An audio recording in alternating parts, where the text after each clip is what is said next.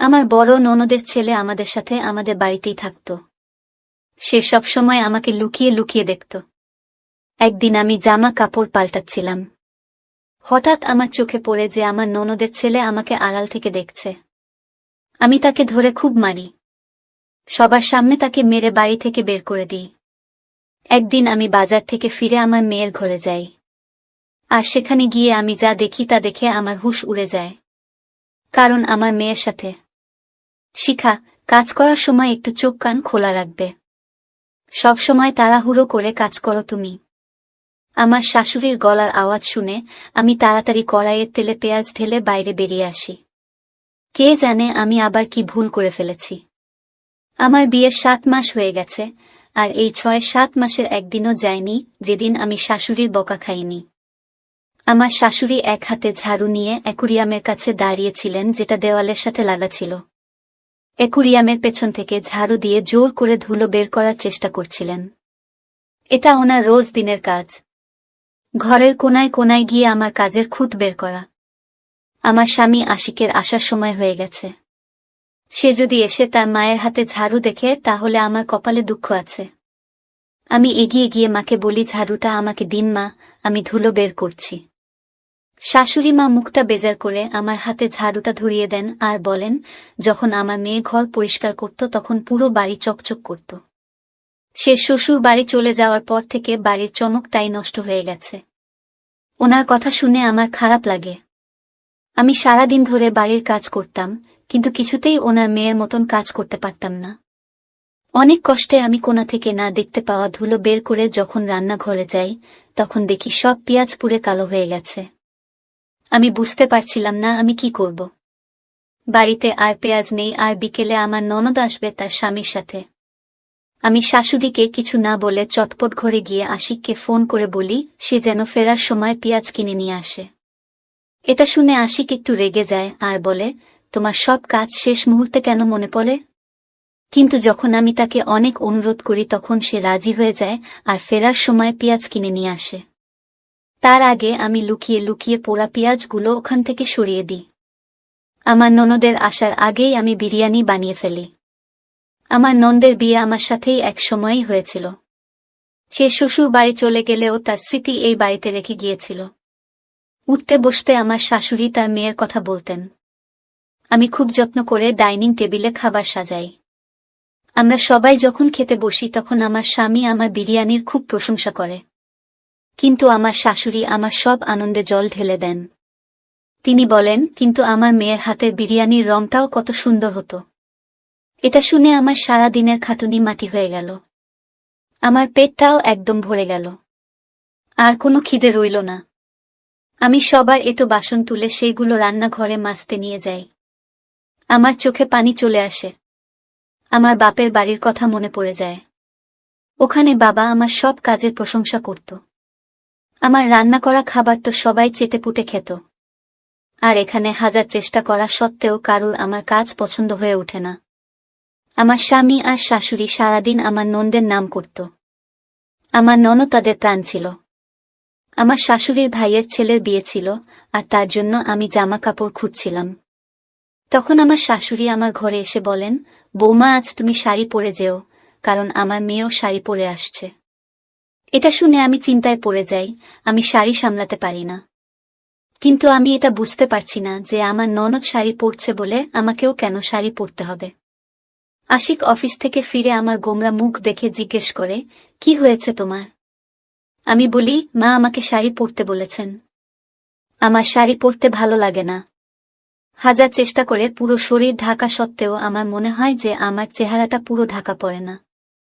আশিক হেসে বলে, তুমি শাড়ি পরো না, শাড়ি শুধু আমার বোনকেই মানায়। এটা শুনে আমার খুব রাগ হয়। আমি জেদ করে শাড়ি পরি আর কোনো রকমে টলতে টলতে বিয়ে বাড়িতে গিয়ে পৌঁছাই। ওখানে গিয়ে আমি জানতে পারি যে আমার ননদ গর্ভবতী। সে খুশি হয়ে সবাইকে এই খবরটা শোনাচ্ছিল। এটা শুনে আমিও খুশি হই। কিন্তু কিছুক্ষণ পর আমার সব আনন্দ মাটি হয়ে যায়। আমার ননদ গর্ভবতী শুনে সবাই আমাকে প্রশ্ন করতে শুরু করে যে আমি কবে গর্ভবতী হব, কারণ আমাদের একসাথে বিয়ে হয়েছিল। আমি বুঝতে পারছিলাম না সবার প্রশ্নের কি উত্তর দেব। পরের দিন আমার শাশুড়ি আমাকে ডাক্তারের কাছে নিয়ে যান। তারপর জানা যায় যে আমার কিছু সমস্যা আছে, যার চিকিৎসা হওয়ার পরই আমি মা হতে পারব। বাড়িতে এসে আমার শাশুড়ি সারা বাড়ি মাথায় তোলে। আমি ঘরে দরজা বন্ধ করে বসে থাকি। আশিক আমাকে এই নিয়ে কিছু বলে না, কিন্তু সবাই আবার আমার নন্দের প্রশংসা করতে থাকে। আমার শাশুড়ি তার জন্য অনেক রকমের রান্না করতেন। আমাদের বাড়ি থেকে তার জন্য খাবার, ফল, জুস সব যেত। যেন মনে হতো যে তার শ্বশুর বাড়িতে কিছুই নেই। শেষমেশ সেই দিনটা আসে যেদিন আমার ননদ একটা ফুটফুটে ছেলের জন্ম দেয়। আমার নন্দের ছেলে অনেক ছোট বয়স থেকেই আমাদের বাড়িতে থাকত। আমার নন্দের স্বামী কাজে যাওয়ার সময় তাকে আমাদের বাড়িতে দিয়ে যেত, আর ফেরার পথে তাকে নিয়ে যেত।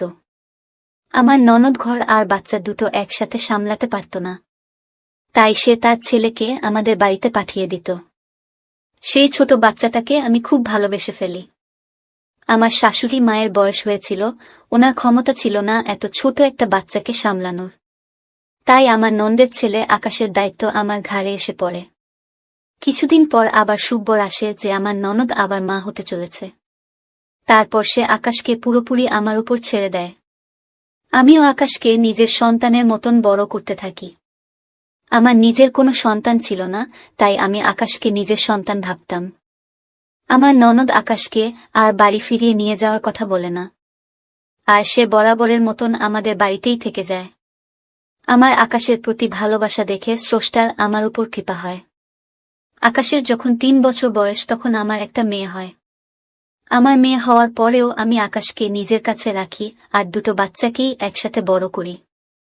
আমার নন্দের একের পর এক করে মোট 5টা বাচ্চা হয়, তাই তার আকাশকে নিয়ে আর কোনো চিন্তা ছিল না। আমার শাশুড়ি আকাশকে ছাড়া এক মুহূর্ত থাকতে পারতেন না, তাই সে আমাদের বাড়িতেই বড় হয়। দেখতে দেখতে অনেকগুলো বছর কেটে যায়। আমার মেয়ে কুলসুমের বয়স এখন 14 বছর, আর আকাশের বয়স 17 বছর। আমার এখনো মনে হয় যে আমি কালকেই বিয়ে করে এই বাড়িতে এসেছি। আমার শাশুড়ি মায়ের বয়স হয়েছে, উনি আজকাল ঘর থেকে খুব একটা বের হন না। আমাদের দিনকাল ভালোই কাটছিল।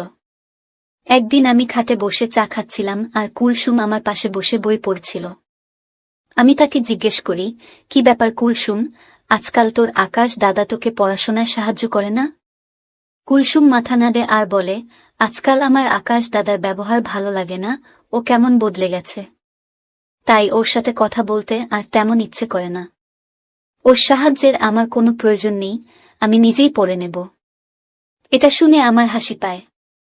ভাই বোনের মধ্যে এরকম ঝগড়া তো হয়েই থাকে, কিন্তু আমি দিন দিন লক্ষ্য করি যে তাদের মধ্যে দূরত্ব বাড়তেই আছে। আগে ওরা সব সময় একসাথে থাকত, কিন্তু আজকাল আকাশ যেখানে থাকে সেখানে কুলসুম যেতেও চায় না। আমি কুলসুমকে অনেক বোঝানোর চেষ্টা করি, কিন্তু সে বলে, মা তুমি আকাশ দাদাকে ভালোভাবে জানো না, ও এখন অনেক পাল্টে গেছে। আমি কুলসুমকে তার মতো ছেড়ে দিই আর ভাবি যে পরে ওকে আমি বুঝিয়ে বলবো। আজকাল প্রায় সে আমার কাছে আকাশের নামে নালিশ করে, কিন্তু আমি আকাশের বদলে তাকে বোঝাই। কারণ আমার আকাশের প্রতি বিশ্বাস ছিল, সে আমার চোখের সামনে বড় হয়েছে। আমি আর আমার শাশুড়ি মা তাকে বড় করে তুলেছি।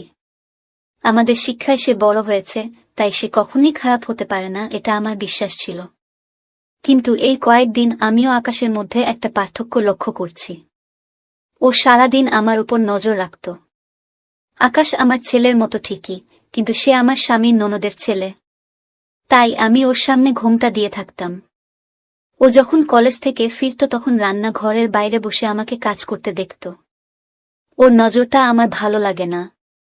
আমার তখন মনে হয় যে কুলসুম হয়তো ঠিকই বলছে, আকাশ বড় হয়ে গেছে, তাই হয়তো কুলসুম ওর থেকে দূরে থাকতে চায়। একদিন আমি আশিককে বলি, আমাদের এখন আকাশকে তার মায়ের কাছে পাঠিয়ে দেওয়া উচিত।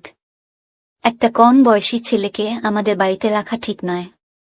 এটা শুনে আশিক অবাক হয়ে যায় আর বলে, হঠাৎ তোমার মাথায় এমন একটা খেয়াল এলো কেন? আকাশ তো ছোটবেলা থেকে এখানেই বড় হয়েছে। আমার বোন তো ওর দিকে ফিরেও তাকায়নি। তাহলে এখন আমি তাকে আমার বোনের কাছে কেন ফেরত পাঠাবো? তুমি কি ভুলে গেছ, যখন কুলসুম হয়নি তখন আকাশ আমাদের একমাত্র সন্তান ছিল। তার তো কথা শুনে আমি চুপ হয়ে যাই। এই কথাটা একদম সঠিক যে আমার মেয়ে হওয়ার আগে পর্যন্ত আমি আকাশকে কোলে নিয়ে নিজের মা হওয়ার শখ মেটাতাম। কিন্তু আজকাল আকাশকে নিয়ে আমার খুব ভয় হয়। ওই যে কথায় বলে না, নিজের রক্ত সব সময় নিজেরই রক্ত হয়, আর আকাশ আমার নিজের ছেলে নয়। তখন গরমকাল ছিল, দুপুরে খুব চড়া রোদ উঠেছিল। ছেলে মেয়েরা সব কলেজ থেকে ফিরে এসে যে যা নিজের ঘরে চলে গেছিল। আমি ছাদে কাপড় কাচতে যাই, আর সব কাপড় কেচে যখন আমি নিচে নেমে আসি, তখন আমার গা পুরো ঘামে ভিজে গেছিল।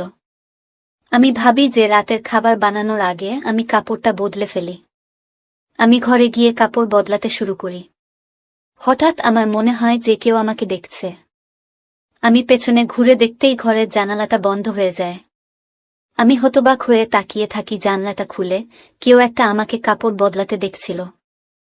ওই জানালাটা আমাদের আম বাগানের পাশেই। তাড়াহুড়োতে আমি জানলাটা বন্ধ করতে ভুলে গেছিলাম। আমি দৌড়ে আম বাগানের দিকে যাই। আমি দেখতে চাই কে আমাকে কাপড় বদলানোর সময় দেখছিল। বাড়িতে তখন আকাশ, কুলসুম আর আমার শাশুড়ি মা ছাড়া আর কেউ ছিল না। আর আশিক তখনও বাড়ি ফিরেনি। আমি বাগানে গিয়ে দেখি আকাশ আমার জানালার কাছে দাঁড়িয়ে আছে। তখন আমি চোখে অন্ধকার দেখছিলাম। আমার বিশ্বাস হচ্ছিল না যে যেই ছেলেটাকে আমি ছোটবেলা থেকে কোলে পিঠা করে বড় করেছি, সে এতটা নিচে নামতে পারে কি করে। সে আমাকে জামা কাপড় বদলানোর সময় লুকিয়ে লুকিয়ে দেখছিল। আমাকে দেখে আকাশ চমকে ওঠে আর ওখান থেকে চলে যাওয়ার চেষ্টা করে। তখনই আমি ওকে ধরে মারতে শুরু করি, আর আমি ওকে মারতে মারতে ঘরের ভেতরে নিয়ে আসি। আশিক তখন অফিস থেকে বাড়ি ফিরে এসেছিল। বাড়িতে ঝামেলা দেখে সে হতবাক হয়ে যায়। আমি আকাশকে নিয়ে গিয়ে আশিকের পায়ের কাছে ধাক্কা মেরে ফেলে দিই। আর আশিককে বলি, জিজ্ঞেস করো তোমার আদরের বোনের ছেলেকে, সে আমার ঘরের জানলার বাইরে কি করছিল। আশিক বলে, শিখা তুমি শান্ত হও, এত চেঁচামেচি করার কি আছে। আমি রেগে বলি, তোমার বোনের ছেলে তো আজ তার সব সীমা ছাড়িয়ে গেছে। সে অনেক দিন ধরে আমাকে খারাপ নজরে দেখছিল। আজ সে আমার জানালা দিয়ে উকি মারছিল, কারণ সে জানত যে আমি ছাদ থেকে কাপড় কেচে নিচে এসেছি, আর এখন আমি কাপড় পাল্টাতে ঘরে যাব। তখন আমার শাশুড়ি মা ঘর থেকে বেরিয়ে এসেছিলেন। আমার কথা শুনে সবাই হতবাক হয়ে যায়। আশিক বলে, শিখা তুমি যা বলছো ভেবে চিনতে বলছো তো? আমি বলি, তুমি তোমার ভাগিনাকেই জিজ্ঞেস করো না। আশিক আকাশের দিকে তাকায়, কিন্তু আকাশ চুপচাপ অপরাধীর মতন মাথা নিচু করে দাঁড়িয়েছিল। আমি আকাশকে বাড়ি থেকে বের করে দিই। সে আমার নন্দের বাড়িতে ফিরে যায়। আমার শাশুড়িমা তো বিশ্বাসই করতে পারছিলেন না যে আকাশ এমনটা করতে পারে। আমি বা শাশুড়িমা কেউ তো তাকে এমন শিক্ষা দিইনি, তাহলে এমনটা কি করে হলো? আমারও এটা বিশ্বাস করতে কষ্ট হচ্ছিল, কিন্তু আমি সবটা নিজের চোখে দেখেছিলাম, তাই আমার আর কোনো সন্দেহ ছিল না। আমি পরিবারের সকলকে আকাশের এই নোংরা কাজের ব্যাপারে বলে দিই। এতে সবাই আকাশ আর আমার নন্দের নামে ছিছি করে। এই ঘটনাটার পর 1 সপ্তাহ কেটে গেছে। এই 1 সপ্তাহ আমার শাশুড়ি মা একবারও তার ঘর থেকে বেরোয়নি।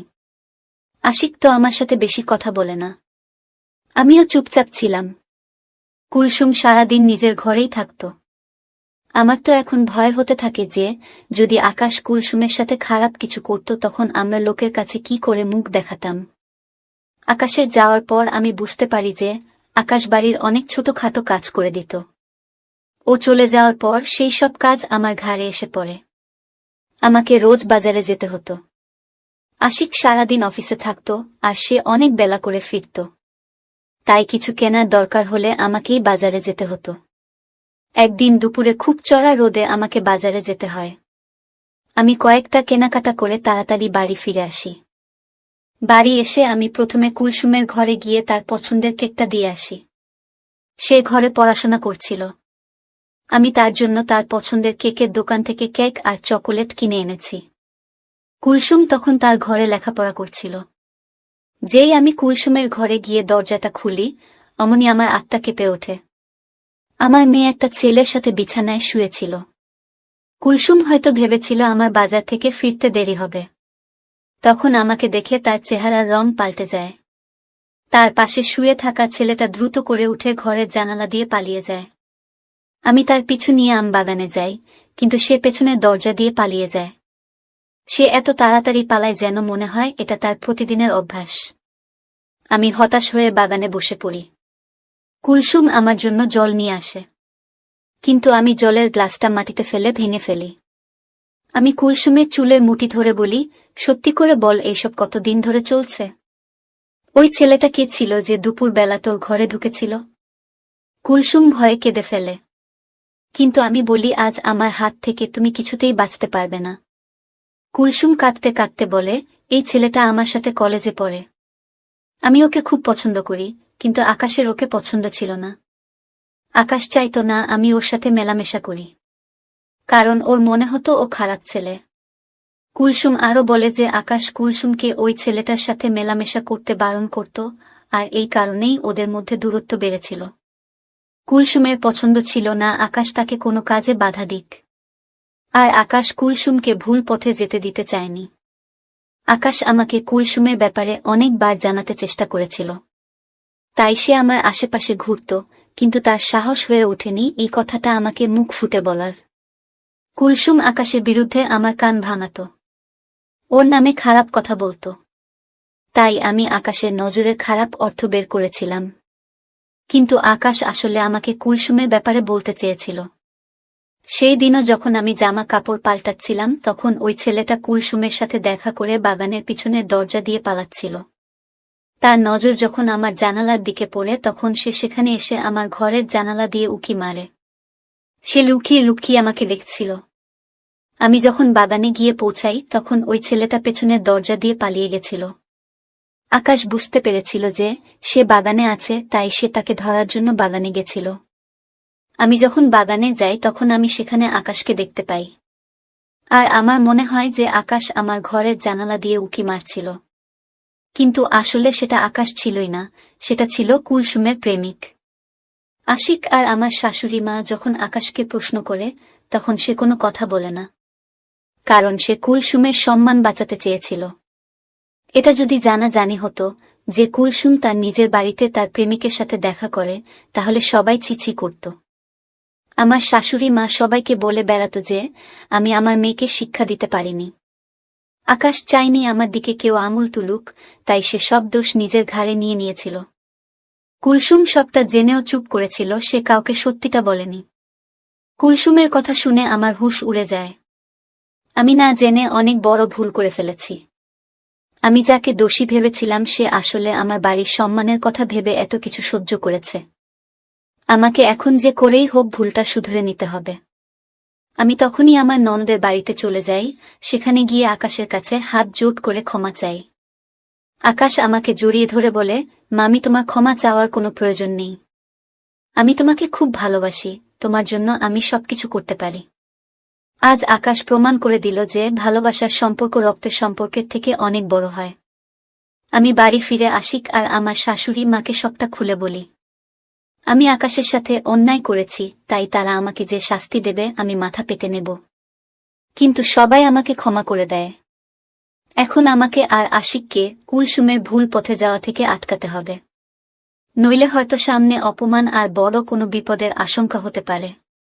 প্রিয় বন্ধুরা, গল্পটি কেমন লেগেছে তা অবশ্যই কমেন্ট করে জানাবেন। আর নিয়মিত এমন আলাদা স্বাদের গল্প শুনতে ভিডিওটিতে লাইক এবং চ্যানেলটিকে সাবস্ক্রাইব করে সাথেই থাকুন। ধন্যবাদ বন্ধুরা, ধন্যবাদ সবাইকে।